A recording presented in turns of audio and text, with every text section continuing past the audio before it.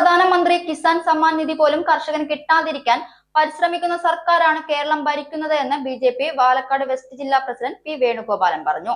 കർഷക മോർച്ച ജില്ലാ കമ്മിറ്റി യോഗത്തിൽ സംസാരിക്കുകയായിരുന്നു അദ്ദേഹം.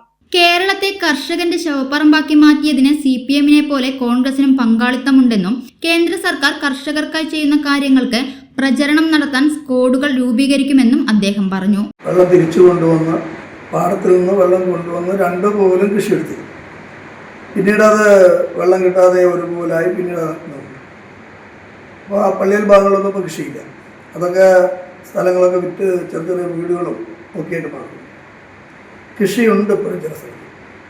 അപ്പോൾ പലപ്പോഴും നമ്മൾ നോക്കുന്ന സമയത്ത് ലാഭകരമല്ല എന്നുള്ള പ്രശ്നം. കർഷക മോർച്ച ജില്ലാ പ്രസിഡന്റ് കെ സദാനന്ദൻ അധ്യക്ഷത വഹിച്ചു.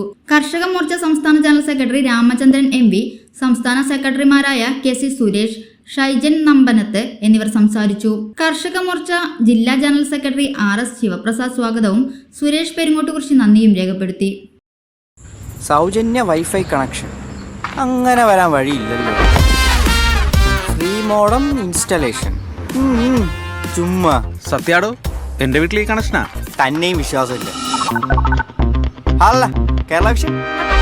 കേരള വിഷനിലേക്ക് സ്വാഗതം. ഇപ്പോൾ വൈഫൈ കണക്ഷൻ എടുക്കാം ഫ്രീ ആയി.